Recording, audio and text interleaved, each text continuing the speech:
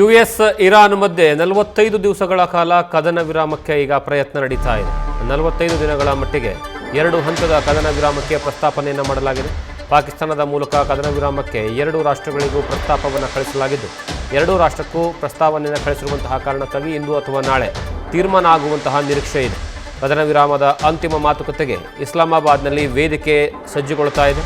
ಈ ಪ್ರಸ್ತಾಪಕ್ಕೆ ಯಾವುದೇ ಪ್ರತಿಕ್ರಿಯೆ ನೀಡದ ಅಮೆರಿಕ ಹಾಗೂ ಇರಾನ್, ಪಾಕಿಸ್ತಾನ, ಈಜಿಪ್ಟ್, ಟರ್ಕಿ ದೇಶಗಳು ಸದ್ಯ ಕದನ ವಿರಾಮಕ್ಕಾಗಿ ಮಧ್ಯಸ್ಥಿಕೆಯನ್ನು ವಹಿಸುವಂತಹ ಕೆಲಸವನ್ನು ಮಾಡ್ತಾ ಇದ್ದಾವೆ.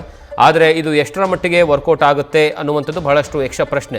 ಕಾರಣ ಏನು ಅಂದರೆ, ಈ ಹಿಂದೆಯೂ ಸಹ ಪಾಕಿಸ್ತಾನ ನಾನು ಮಧ್ಯಪ್ರವೇಶವನ್ನು ಮಾಡಿ ಈ ಕದನ ವಿರಾಮಕ್ಕೆ ಬೇಕಾಗಿರುವಂತಹ ರೀತಿಯಲ್ಲಿ ಸಭೆಯನ್ನು ಮಾಡ್ತೀವಿ, ಎರಡೂ ಕಡೆಯಿಂದ, ಒಂದು ಅಮೆರಿಕ ಮತ್ತು ಇನ್ನೊಂದು ಕಡೆಗೆ ಇರಾನ್ ಕಡೆಯಿಂದನೂ ಸಹ ನಾವು ಅಧಿಕಾರಿಗಳನ್ನು ಕರೆಸಿ ಮಾತನಾಡ್ತೀವಿ, ಆ ಮೂಲಕವಾಗಿ ಇದರ ಯುದ್ಧವನ್ನು ಒಂದು ತಾರ್ಕಿಕ ಅಂತ್ಯಕ್ಕೆ ತೆಗೆದುಕೊಂಡು ಹೋಗುವಂತಹ ಪ್ರಯತ್ನವನ್ನು ಮಾಡ್ತೀವಿ ಅಂತ ಹೇಳಿತ್ತು. ಆದರೆ ಮೊದಲ ಹಂತದಲ್ಲಿ ಯಶಸ್ವಿಯಾಗಿರಲಿಲ್ಲ.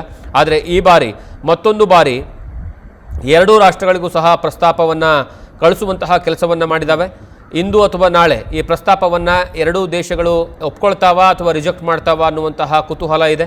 ಒಂದು ಕಡೆಗೆ ಅಮೆರಿಕ ಈ ಪ್ರಸ್ತಾಪಕ್ಕೆ ಎಂಟ್ರಿ ಆಗುವಂತಹ ಸಾಧ್ಯತೆಗಳಿದ್ದಾವೆ. ಆದರೆ ಇರಾನ್ ಏನು ಮಾಡುತ್ತೆ ಅನ್ನುವಂತಹ ಪ್ರಶ್ನೆ ಇವಾಗಲೂ ಇದೆ. ಕಾರಣ ಏನು ಅಂದರೆ, ಈ ಹಿಂದೆ ಅಮೆರಿಕ ಪಾಕಿಸ್ತಾನದ ಮಧ್ಯಸ್ಥಿಕೆಯಲ್ಲಿ ಕದನ ವಿರಾಮಕ್ಕಾಗಿ ಒಂದು ಒಪ್ಪಂದಕ್ಕೆ ಬರುವಂತಹ ಪ್ಲ್ಯಾನ್ಗಾಗಿ ಒಂದು 10 ರಿಂದ 15 ಪಾಯಿಂಟ್ಸ್ಗಳನ್ನು ಇಟ್ಕೊಂಡು ಬಂದಿತ್ತು. ಆದರೆ ಇರಾನ್ ಮಾತ್ರ ಯಾವುದೇ ಕಾರಣಕ್ಕೂ ಅದನ್ನು ಒಪ್ಪಿರಲಿಲ್ಲ. ಆದರೆ ಈ ಬಾರಿ ಯಾವ ರೀತಿಯಾಗಿ ಕದನ ವಿರಾಮಕ್ಕೆ ಪ್ಲ್ಯಾನನ್ನು ಮಾಡಿಕೊಳ್ಳಲಾಗಿದೆ, ಯಾವೆಲ್ಲ ಟರ್ಮ್ಸ್ ಆ್ಯಂಡ್ ಕಂಡೀಷನ್ಸ್ಗಳನ್ನು ಹಾಕಲಾಗಿದೆ, ಅದಕ್ಕೆ ಇರಾನ್ ಮತ್ತು ಅಮೆರಿಕಗಳು ಒಪ್ಕೊಳ್ತಾವ.